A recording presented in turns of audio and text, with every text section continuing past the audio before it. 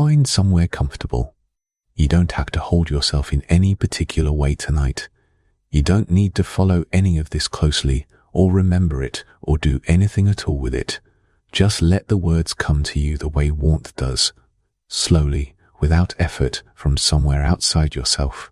The night is patient. And so are we.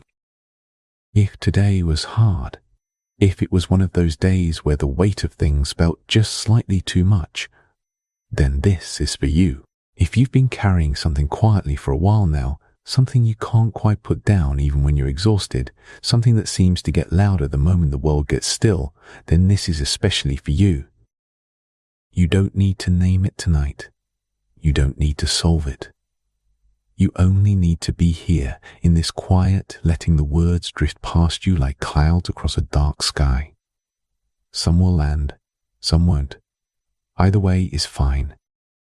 Tonight we're going to spend some time with anxiety, not to fight it, not to analyze it until it makes sense, but simply to understand it a little more gently.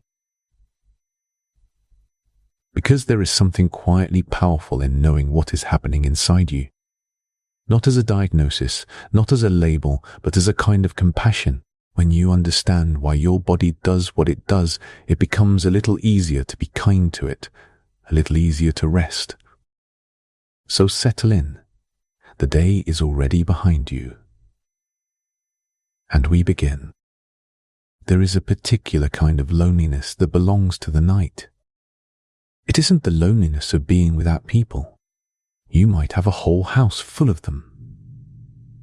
It's the loneliness of lying in the dark while your mind refuses to quiet, while everyone around you seems to have simply let go of the day, slipped beneath the surface of sleep the way a stone slips into still water, and you are still here, still awake, still turning things over. Maybe it's something specific, a conversation that didn't go the way you hoped, a decision waiting on the other side of tomorrow, a worry you've already turned over 100 times and still can't put to rest.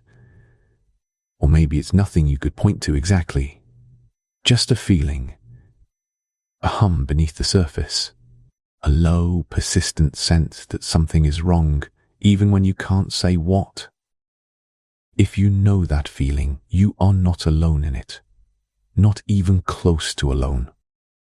Around 316 million people around the world live with anxiety as a regular, named part of their experience. And many more carry it without a name for it.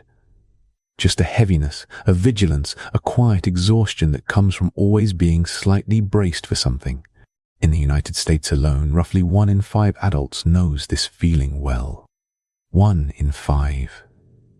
Which means that right now, tonight, in the dark, there are tens of millions of people lying exactly where you are, in the same quiet with the same hum. That doesn't make it easier necessarily. But there is something in the knowing of it, something that softens the edges of it just a little. You are not broken. You are not alone. You are experiencing something deeply, profoundly human. And you deserve to understand it. Let's start at the beginning. Not with clinical language, not with a list of symptoms to check off, just with the simple, honest truth of what anxiety is. Anxiety is not fear. That distinction matters, and it's worth sitting with for a moment. Fear is immediate. It's the sharp intake of breath when you step off a curb and a car is closer than you thought. It's the jolt when something falls unexpectedly in a quiet room. Fear is the body responding to something real and present, something happening right now, and it happens fast. A fraction of a second, the body already moving before the mind has caught up. Fear is ancient and efficient and, in the right circumstances, life-saving. Anxiety is something different. Anxiety lives in the future. It is the anticipation of a threat.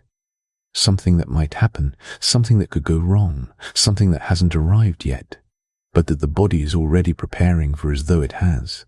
It is the brain scanning the horizon, looking for danger that may or may not be there and finding it hard to stand down.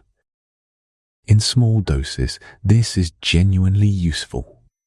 The mild unease before an important conversation that makes you think it through more carefully. The quiet alertness the night before something significant that keeps you from sleeping too heavily so you don't miss your alarm. Anxiety in its gentler forms is the mind doing its job, keeping watch, staying prepared, making sure you don't sleepwalk into something that matters. The difficulty comes when the watchfulness doesn't switch off. When the alarm keeps ringing even after the emergency has passed, or when it rings for emergencies that exist only as possibilities, as shadows on the wall, as what-ifs that multiply in the quiet hours. That is when anxiety stops being a helpful signal and becomes something that lives in you. Persistent, exhausting, and very hard to reason with. This is not a character flaw. It is not weakness. It is not something you are doing wrong. It is, in a very real sense, your brain doing exactly what brains have always done. Just a little too much of it for a little too long, in circumstances where the original threat is no longer a predator in the undergrowth, but a mortgage, a relationship, a career, a world that sometimes feels too large and too uncertain to hold. The machinery is ancient. The world it's running in is very, very new. There is something worth knowing about where this machinery lives, deep inside your brain, buried beneath all the layers of language and reason and the capacity for art and music and everything that makes us recognizably human. There is a small, almond-shaped cluster of neurons called the amygdala. 2 of them, actually, one on each side, nestled in the oldest part of the brain. The amygdala is fast. Extraordinarily fast. It receives sensory information, what you see, hear, smell, feel, and it makes a rapid assessment almost entirely beneath your awareness. Is this a threat? And if the answer is yes, or even maybe, it sends out signals immediately. It doesn't wait for confirmation. It doesn't wait for confirmation. It doesn't pause to gather more evidence. It acts first and asks questions later. Because in the world our ancestors evolved in, the cost of hesitation was too high. In people who experience significant anxiety, the amygdala tends to be particularly reactive. It responds to a wider range of stimuli with greater intensity, and it stays activated for longer. The alarm is set to a lower threshold. More things trigger it. And when it goes off fully. This isn't a design flaw in you specifically. It's a variation in sensitivity. One that is shaped by genetics, by early experience, by everything you've been through, by the particular history your nervous system has accumulated over the years of your life. Some people simply have more reactive alarm systems than others, and the world has a way of making those systems more sensitive over time, not less. There is also a part of the brain that can, in theory, quieten the amygdala, the prefrontal cortex, the region that sits just behind your forehead, the part responsible for reasoning, for perspective, for the capacity to say, wait, let's think about this. In a calm, rested brain, the prefrontal cortex can send gentle signals back to the amygdala. Stand down. This isn't actually dangerous. We've assessed it and we're okay. But here is the difficulty. When the amygdala is already highly activated, when anxiety is already running, it can effectively overwhelm the prefrontal cortex. The very part of the brain you'd want to use to talk yourself down becomes harder to access. The executive, reasoning mind goes a little quiet, and the ancient alarm system gets louder. Which is why, when anxiety is at its height, telling yourself to simply calm down rarely works. The circuitry isn't wired for it in that moment. The reasoning brain has been, in a sense, temporarily outranked. This is worth knowing. Not because it means nothing can help, it does, but because it means the struggle you experience when your mind races and you can't logic your way out of it is not a failure of will or intelligence. It is a physiological reality. The brain under anxiety is a different operating environment, and it deserves patience, not criticism. The mind and the body are not separate systems, however much we sometimes treat them as though they are. What happens in the brain happens in the body too. Sometimes immediately, sometimes over time, always more completely than we tend to realize. When the amygdala sends its alarm signal, it doesn't just alert the thinking brain. It activates an entire cascade of physical responses, coordinated through a system called the hypothalamic pituitary adrenal axis, a long name for an ancient and elegant piece of biological machinery that connects your brain to your body's stress response. The hypothalamus, receiving the amygdala's signal, triggers the release of stress hormones, most notably cortisol and adrenaline. These hormones travel through the bloodstream and begin preparing the body for action. The heart beats faster, pushing more blood to the muscles. The breath quickens, drawing in more oxygen. Digestion slows because digesting a meal is not a priority when a threat is perceived. Muscles tighten, ready to move. The senses sharpen. The whole system leans forward. This is the fight or flight response. You've likely heard the phrase. It is one of evolution's most elegant inventions, a full-body mobilization that happens in seconds and can genuinely be the difference between life and death when the threat is real and physical. But here is the thing. The body cannot tell the difference between a physical threat and an emotional one. It cannot distinguish between a predator and a difficult email, between genuine danger and the anticipation of an awkward conversation. The physiological response is the same hormones, the same racing heart, the same tightened chest, the same shallow breath. So when anxiety is chronic, when the alarm is ringing not occasionally but persistently, day after day, night after night, the body lives in a state of low-level mobilization that it was never designed to sustain. The muscles that are always slightly tensed become sore. The digestive system, repeatedly deprioritized, becomes sensitive or unreliable. The heart, asked to work harder than it needs to, makes itself known in your chest at odd moments. The breath, kept shallow by habit, never quite reaches the bottom of your lungs. And then there is what happens to the blood.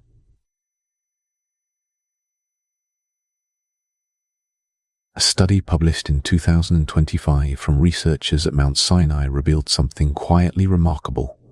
The amygdala doesn't only orchestrate hormonal stress responses. Its medial nucleus can trigger an almost immediate spike in blood sugar through a circuit that runs from the brain through the hypothalamus and down to the liver, a rapid release of glucose into the bloodstream. Fuel for the muscles, fuel for the brain.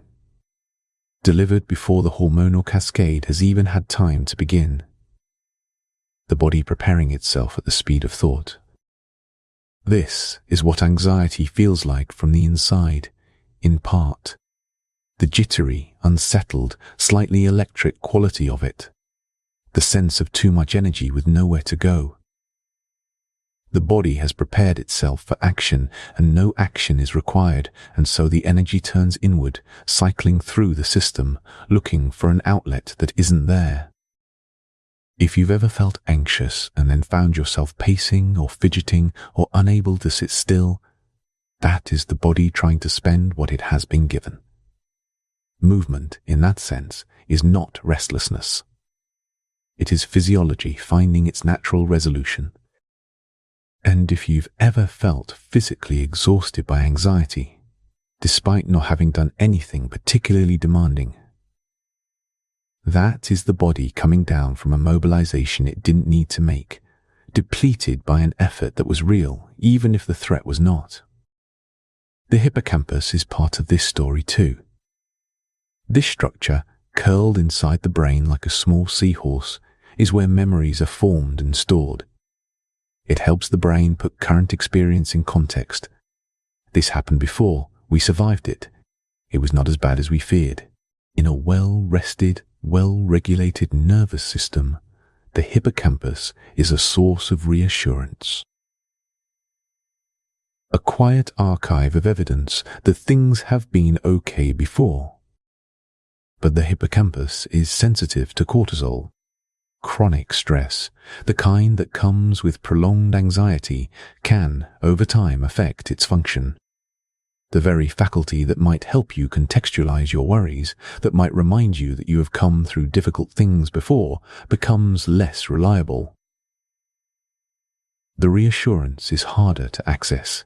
The past feels less like evidence and more like a place that no longer applies. This is not permanent. The brain is far more adaptable than we used to believe. But it is worth understanding because it helps explain why anxiety can sometimes feel self-reinforcing, why the very resources you might reach for to steady yourself can feel just out of reach when you need them most. There are chemical messengers involved in all of this, too. Neurotransmitters that carry signals between neurons and help regulate the overall tone of the nervous system. GABA is one of the most important for anxiety. It is the brain's primary quietening chemical, the signal that tells neurons to slow down, to reduce their firing, to settle. When GABA levels are low, the nervous system becomes more excitable, more reactive, more easily tipped into an anxious state. Serotonin plays a role in steadying mood and the sense of general well-being. Norepinephrine, closely related to adrenaline, amplifies alertness and vigilance. In an anxious brain, the balance between these chemicals shifts. More excitation, less inhibition, more vigilance, less calm. None of this means the body has failed you.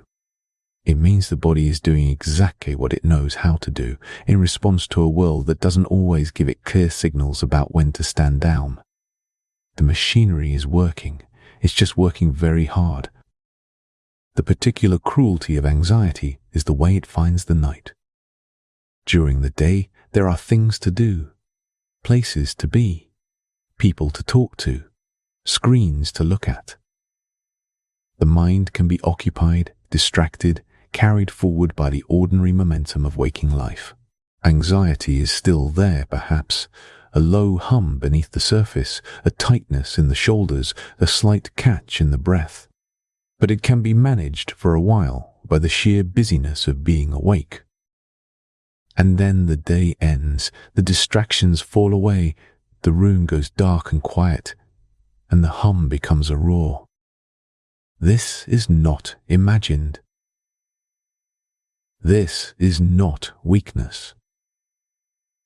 There is a physiological reason why anxiety intensifies at night, and it has to do with the same systems we've been talking about. When external stimulation drops, when there is nothing to look at, nothing to respond to, no task demanding your attention, the brain turns its attention inward. This is natural. It is part of the preparation for sleep. But for a brain already running at a higher level of alertness, that inward turn can become a spiral.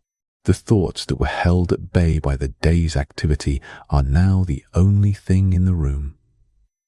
And the amygdala, still vigilant, still scanning, finds plenty to work with.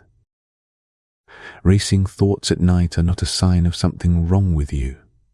They are the sound of a nervous system that hasn't yet found its way to safe. A system that has been on watch all day and doesn't quite know how to step down from the post. There is something else happening too, in the relationship between anxiety and sleep that creates a cycle which can feel very hard to break. Sleep, particularly the stage called REM sleep, the dreaming stage, is the brain's emotional processing time. During REM sleep, the brain replays and integrates the emotional experiences of the day, stripping away some of their emotional charge, filing them into memory in a way that makes them less raw. It is, in a very real sense, the brain doing its own quiet form of therapy every single night. When anxiety disrupts sleep, when it makes it hard to fall asleep, or pulls you back to wakefulness in the small hours. REM sleep is often the first casualty. And when REM sleep is reduced, the emotional processing doesn't happen as fully as it should. The feelings from the previous day don't get filed away as neatly. They remain closer to the surface, more accessible, more reactive. And so you wake the next day carrying a little more than you should, a little more tender, a little more easily tipped, which makes the anxiety slightly worse, which makes the sleep slightly worse, which makes the anxiety slightly worse again. Research published in 2024 confirmed what many people who live with anxiety already know from the inside. The relationship between sleep deprivation and anxiety is bidirectional and self-reinforcing. They feed each other. Sleep loss increases activity in the amygdala.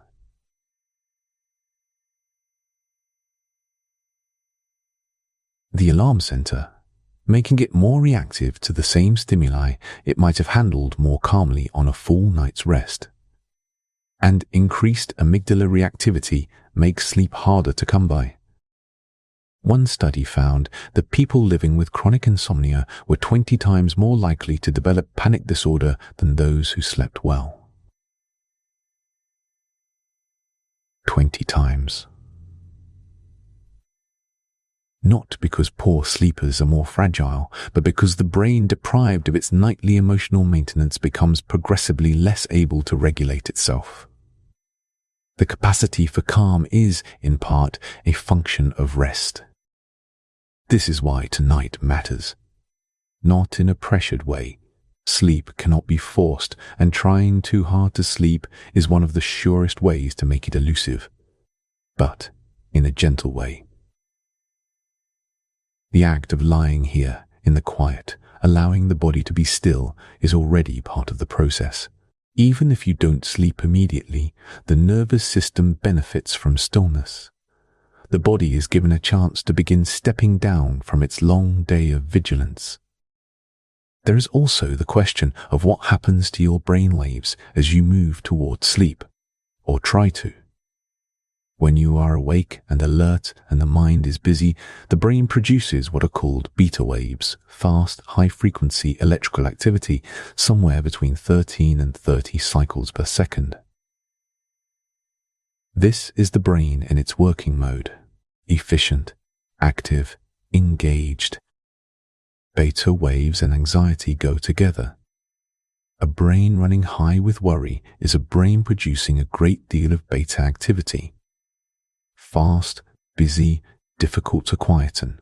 And one of the challenges of lying down to sleep is that the transition to slower brainwave states, the alpha waves of calm wakefulness, the theta waves of deep relaxation, the delta waves of true sleep, requires the nervous system to let go of that fast activity, to slow, to soften. When anxiety is present, that transition is harder to make. The beta activity persists. The mind stays busy even as the body is still. And the gap between lying down and actually sleeping can stretch into something that feels very long and very lonely. This is the landscape many of you are in right now. And it is real. And it is understood. There is one more thing worth sitting with before we move into something softer. Anxiety is not new to the human experience. It is not a modern invention, not a product of smartphones or social media or the particular pressures of contemporary life, though all of those things can amplify it. It is as old as we are. Older, perhaps. The ancient Greeks had a word for it. They recognized it, wrote about it, tried to treat it. Hippocrates, more than 2,000 years ago, linked disturbances of the mind to imbalances in the body. Not so far, actually, from what modern neuroscience now understands about the chemistry of anxiety. Robert Burton, writing in 1621, described the experience in his vast and melancholy book with a richness and empathy that still resonates. The language has changed. The understanding has deepened. But the experience itself, the racing heart, the restless mind, the sense of being braced against something approaching, has been part of the human story for as long as there has been a human story to tell. You are part of a very long line of people who have lain awake in the dark carrying this, who have felt the weight of it and wondered if it would ever lift, and kept going anyway. The understanding of anxiety has not always been kind. For much of history, people, and particularly women, who experienced what we now recognize as anxiety, were told their suffering was a product of moral weakness or divine punishment or the wandering of a restless uterus through the body. In the Middle Ages, the expression of extreme anxiety could bring accusations of possession.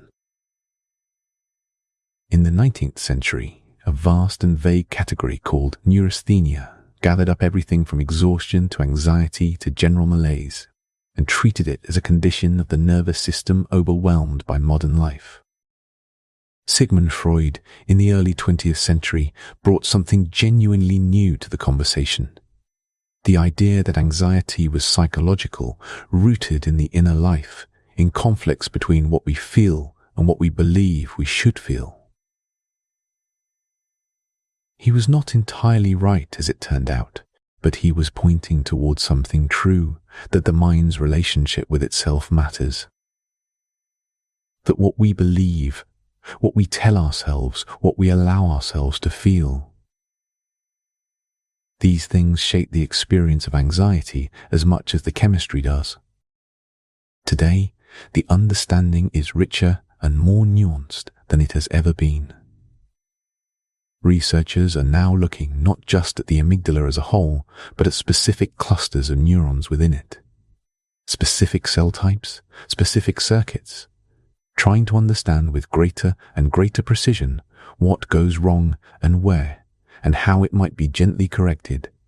In 2020X, researchers in Spain identified a small group of neurons linked to a gene called GRIC4, whose imbalance appeared to drive anxiety and social withdrawal in mice. And when they restored normal activity in that tiny circuit, the anxious behaviors reversed. Completely. The implication being that anxiety, at least in part, may one day be understood at the level of individual neural pathways and treated with corresponding precision. We are not there yet. But the direction is hopeful. What we do know, right now, is this. Anxiety responds to understanding. It responds to compassion. It responds to stillness and to breath, and to the slow, patient work of teaching the nervous system that it is safe, not through force, not through willpower, but through gentle and repeated experience, through the accumulation of moments like this one, where the body is still, and the mind is given something soft to rest on, and the alarm is allowed slowly to quieten. The brain is adaptable, profoundly so, more adaptable than we believed even 20 years ago. The neural pathways that carry anxiety are not fixed or permanent. They are living structures, responsive to experience, capable of change. The nervous system that has learned to be vigilant can, with patience and the right conditions, learn something different. Not the absence of feeling, never that, but a greater capacity to hold the feeling without being overwhelmed by it. A slightly wider space between the alarm and the response. A little more room to breathe. You have been carrying this, and you are tired. And that is completely understandable. The body that has been on watch all day deserves now to be held a little, not fixed, not corrected, just held in the quiet while something softer takes over. Tonight, in this second part of our time together, we are going to do exactly that. A gentle, guided meditation, not to solve anything, not to think our way through anything, but to give the nervous system something it very rarely gets, an invitation to rest, to soften, to move slowly and without effort from the fast, bright noise of anxiety towards something quieter and deeper. You don't have to do anything except stay here. The meditation begins now. You are here now. Whatever you were carrying today, whatever thoughts were circling, whatever that quiet hum of worry felt like in your chest, you can begin to set it down. Just for this hour, just for right now, you have already done something kind for yourself by being here, by choosing rest, by allowing this moment to be a moment of softening rather than striving. That choice matters, and your body already knows it. So let yourself arrive fully. If you are lying down, feel the surface beneath you holding you completely. The mattress, the pillow, the blanket, all of it gently receiving your weight. You do not have to hold yourself up. You are already held. Let your arms rest where they naturally fall. Let your legs uncross if they were crossed. Let them settle wide and easy. Let your eyes close if they haven't already. And if they flutter, that's fine. They will find their way to stillness soon. You heard something earlier about anxiety, about how it lives in the body, how it moves through us, how it is trying, in its own tangled way, to protect us. And maybe some of that landed somewhere in you. Maybe you recognize something. That recognition is enough. You don't need to carry it further tonight. Tonight, we are not going to think our way through anything. We are not going to solve or understand or untangle. We are simply going to rest. We are going to let the body soften around whatever it has been holding. And in that softening, something will ease. Not because you forced it to, but because ease is what happens when we stop bracing against ourselves. So let's begin there, with just this moment, with just this breath. Notice your breathing, not the way it should be, just the way it is right now, in this moment. Maybe it's a little shallow. Maybe there's a slight tightness somewhere in the chest. Maybe the exhale feels a little clipped, a little hurried. That's okay. You don't need to fix it. Just notice it, the way you might notice clouds moving across a sky, with a kind of soft, unhurried attention. Just watching, just witnessing. And now, without any effort, see if the next exhale can travel just a little further than the one before it. Not pushed, not forced, just allowed. Like a sigh that was waiting to happen. There it is. Feel that. The exhale is where the body lets go. Every time you breathe out, your nervous system receives a small signal, a gentle message that says it is safe to release. It is safe to soften. And your body, which has been working so hard to protect you, begins to hear that message. Breathe in slowly through the nose and breathe out long and easy. Let the inhale be gentle. Let it fill the chest without strain, without forcing the ribs wide. Just a soft, easy rising. And then the exhale. Let it go all the way. Let the belly fall. Let the chest settle. Let there be a moment of stillness at the very end of the breath, before the next one begins on its own. That stillness between breaths, that tiny pause, is a place of complete rest. You don't have to do anything there. You just exist. Breathe in. Ya or. And out. With each exhale, imagine the tension in your body releasing like smoke dissolving into open air. Not dramatically, just quietly, just gently. The way morning fog lifts without anyone asking it to. You are safe here. Your body is beginning to remember that. Let your breathing continue on its own now, soft and slow, while we begin to move through the body and invite each part of you to rest. We'll begin at the very top, the crown of your head. Bring your attention there now to the top of your scalp.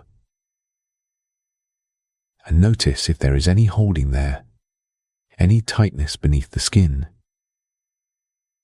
Sometimes when we've been anxious, the scalp itself holds tension, a low-grade gripping that we carry without even knowing it.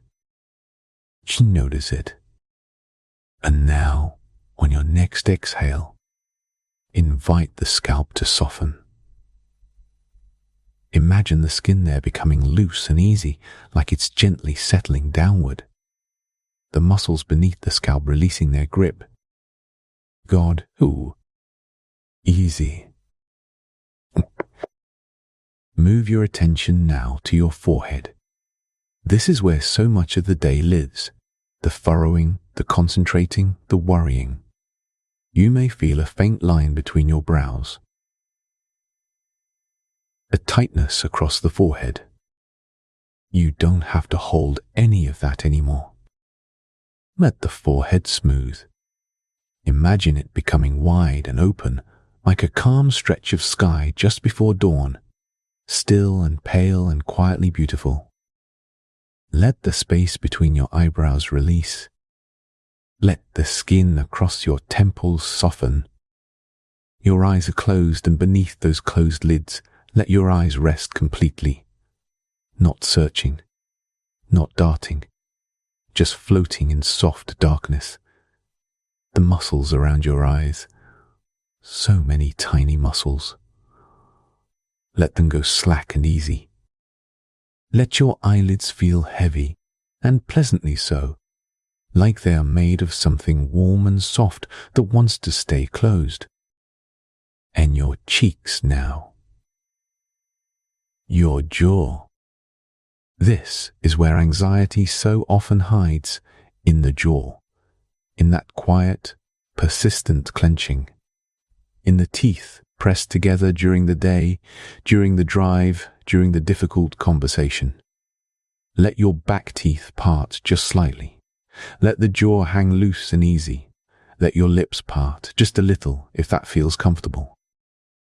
Feel how much space there is in the mouth when the jaw lets go. Feel how the face becomes something soft and open. Your ears. The back of your skull where it rests against the pillow. Let that weight sink deeper. Let the pillow receive the full heaviness of your head. You don't have to hold your head up. You never have to hold it up here. Your neck. All the muscles along the sides of the neck, the ones that carry so much. Let them lengthen and soften. Imagine them like warm cloth, gently draping, releasing. The back of the neck long and easy. The throat soft. Everything in the face and head growing quiet now. Heavy in the kindest way. Let that softness begin to move down into your shoulders. Your shoulders carry so much. You know this.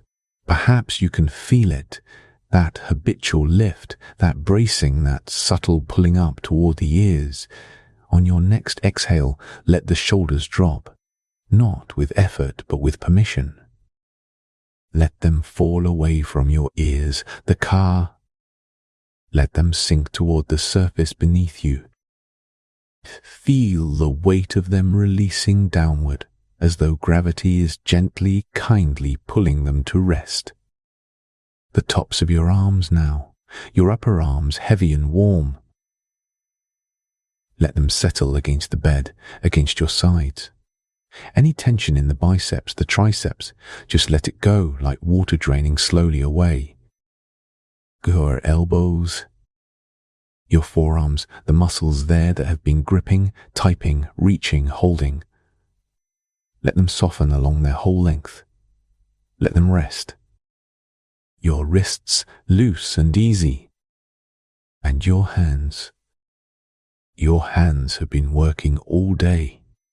Even when you weren't aware of it, the small tensions, the subtle gripping. Let your fingers uncurl just slightly. Let them rest in whatever position feels most natural. Feel the warmth in your palms. Feel the gentle weight of your fingers, heavy and still. Let your hands rest. They have done enough today. Everything from the shoulders down through the fingertips is now soft, heavy, warm, and resting. Completely at ease. Bring your attention now to your chest. This is where anxiety often speaks most loudly. In the tightness, the quickening, the constriction around the heart. You may have felt that today. You may have felt it many days. That feeling is real. And it is not your enemy.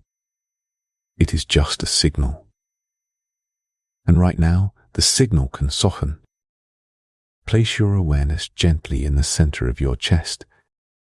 On your next inhale, imagine the chest opening just slightly, not with force, but with welcome, like a hand slowly unclenching, like a flower that has been waiting for the warmth. And on the exhale, let everything in the chest release. Let the rib cage settle. Let the muscles between the ribs soften and grow pliable. Your heart is beating steadily, quietly, faithfully. It has been beating for you this whole time, without your asking, without your worry. It knows how to do this. It has always known. Let yourself trust it tonight. Your upper back, between the shoulder blades. This is another place that holds the weight of the day. The tension that gathers there, the ache of carrying more than you can always name. Let it soften now on this exhale. Let the muscles of the upper back spread wide and release, like they are melting gently into the warmth of the bed. Your mid-back. Your lower back, the whole spine, long and easy, not bracing, not holding, just resting along the surface that is holding you. You are supported. You don't have to hold yourself together right now. The bed is doing that. The earth beneath you is doing that. You can simply be held. Your belly now. So many of us hold anxiety in the belly, that familiar tightening, that knot, that low-level unease that lives just below the ribs. If that is familiar to you, you are not alone. And tonight, you can let it soften. Let your belly be soft. Let it rise and fall with each breath without any tightening, without any pulling in. Let it be round and easy and unguarded. With each exhale, imagine the belly releasing a little more. Like a fist that is slowly, slowly opening. Open. Rest. Your hips now. The pelvis, the sacrum, let them sink heavily into the mattress. Feel the weight of your lower body pressing gently downward and let it go even further. Let the hips be heavy. Let them feel like they are made of warm, dense earth. The muscles of the hips and the outer thighs. Letting go. The inner thighs softening. The whole pelvic region settling, releasing, coming to rest. Your thighs. Long muscles, strong muscles, muscles that have carried you through the whole of this day. You don't need them right now. Let them soften from the inside out. Imagine the tension draining slowly down the length of the leg, like warm water finding its way down. Your knees, let them be loose, unlocked, easy. Your calves. The muscles there releasing their hold, softening along the full length, warm and heavy. Your shins. Your ankles, loose and easy. And your feet. Your feet have carried you everywhere today. Through every moment of uncertainty, every difficult conversation, every ordinary and extraordinary demand. Let them rest now. Completely. Feel the weight of your heels sinking into the mattress. Let your toes uncurl, spreading gently apart, releasing any last holding. Let the soles of your feet soften. Let the feet be still.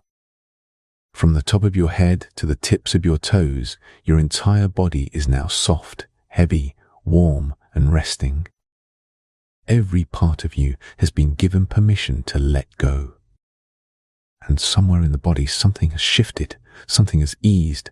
You may not be able to name exactly where, but it's there. A quieting, a settling. You are more at rest than you were just a few minutes ago, and you will continue to drift deeper. Now, let your body rest where it is, soft and heavy and still, while I invite you somewhere gentle. You don't have to do anything. Just let the images come softly, the way dreams begin, loosely, warmly, without effort. Imagine that you are standing at the edge of a meadow in the last light of a long, quiet evening. The sun has just set, and the sky above you is a deep, soft blue, the kind of blue that holds a faint memory of gold along the horizon. Stars are just beginning to appear, faint at first, then one by one finding their light. The air is warm. Not hot, just warm. The kind of warmth that settles on the skin like a gentle hand. There is a breeze, very soft, very slow. Moving through the long grass of the meadow, you can hear it. A sound like a long, slow exhale, like the earth itself is breathing out. You are wearing something comfortable, something light. And your feet, your bare feet, are resting on soft, cool grass. And it feels wonderful. It feels like the ground is welcoming you, the way the bed is welcoming you now. You take a step forward into the meadow, and then another. The grass brushes your ankles. The air carries the faint scent of something sweet. Wildflowers, perhaps, or the clean smell of earth after rain, or both. It is one of those scents that asks nothing of you. It simply is. There is a tree at the center of the meadow. A wide old tree with a great spreading canopy of leaves. You can see it in the soft dusk light, its branches reaching outward in all directions, patient and still. And at the base of the tree, there is a place to rest, a soft blanket spread on the grass, a pillow waiting, the roots of the tree curving gently as though the tree has made a place just for you. You walk toward it. With each step, you feel a little lighter. Not because anything has been solved, not because the worries have disappeared, but because here, in this place, they belong to another world. And that world is very far away tonight. You reach the tree, and you sit down, and then you lie back, and the blanket beneath you is soft, and the pillow recedes your head, and the roots of the tree curve around you like a cradle, like a gentle embrace. Above you, the canopy of leaves moves slowly in the breeze. You can hear that soft rustling, 1,000 tiny sounds that blend into one continuous, soothing whisper. And through the leaves, you can see the stars. More of them now. The sky deepening into a deep, velvety dark, and the stars scattered across it like something gentle and ancient and endlessly patient. You watch them, not thinking, just watching, the way you might watch a fire or the surface of still water. With the part of you that doesn't need to understand, the part that simply rests in what is, your body sinks a little deeper into the blanket. Your eyes grow heavy, watching the stars through the leaves. The breeze moves through the grass of the meadow with that soft sound, like breathing, like a lullaby without words. And now, very gently, I want to invite you to imagine that the worries you carry today, the anxious thoughts, the what-ifs, the tight loops of wondering, are beginning to rise. Not painfully, not urgently, but slowly, like bubbles rising through still water. Each thought rising up, and then, at the surface, simply dissolving, releasing into the air, becoming nothing, becoming space. You don't have to chase them. You don't have to hold on to them. You don't have to figure out which ones are important and which ones aren't. Tonight, they can all rise and dissolve. Every one of them. You watch them go the way you watch clouds pass across the sky, without grasping, without following. They come up and they drift away, and the sky remains. The sky is always there, behind the clouds. And you are the sky, wide and open and unchanged. Leaves above you whisper. The stars are steady. The warmth of the air wraps around you like something kind. And your body, your tired, faithful body, sinks a little deeper still, heavy with the kind of heaviness that is not burden but rest, the heaviness of a body that has finally been given permission to stop. While you breathe in slowly. There is nothing you need to do right now. There is nowhere you need to be. The night is long and quiet and entirely yours. And you are safe. Here beneath this tree, in this meadow, in this soft dark evening, you are completely safe. Nothing can reach you here that you do not welcome. This place holds only what is gentle, only what is kind. Let your hands rest open at your sides. Let your jaw be loose. Let your eyes rest behind their closed lids, soft and still. Let your breathing continue on its own, slow and slower and slower still. You may notice thoughts beginning to come. That's all right. Each one just a leaf falling from the tree above you, floating down, landing softly, and then carried away on the breeze. You don't need to follow any of them tonight. You can simply watch them drift. The meadow around you is quiet now. The last birds have settled into their nests.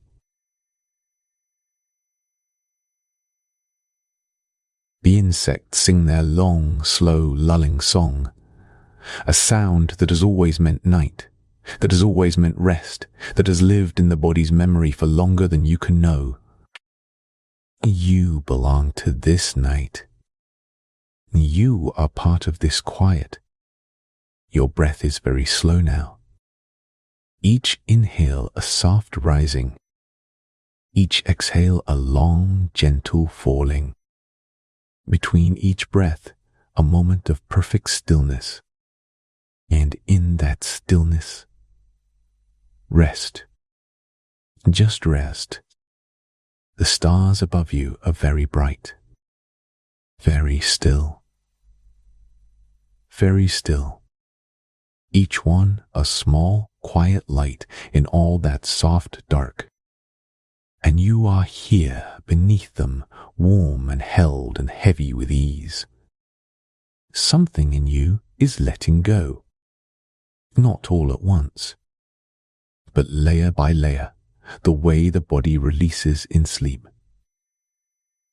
Slowly, deeply, falling through layer after layer of softness. You are beginning to drift. It's safe to drift. Let yourself go a little further from the surface of waking. 3. Just a little further. The tree above you breathes with the wind. The meadow holds you. The night holds you. Your body holds you. And sleep is very close now. You can feel it at the edges. That soft blurring, that gentle dissolving of the line between here and somewhere deeper. Let yourself move toward it. You don't have to do anything. Just allow. Your thoughts are very quiet. The worries are very far away. They belong to tomorrow, if they belong to anything. Tonight you are just here. Just breathing. It's resting. Just beginning to sleep. The warmth of the blanket. The softness beneath you.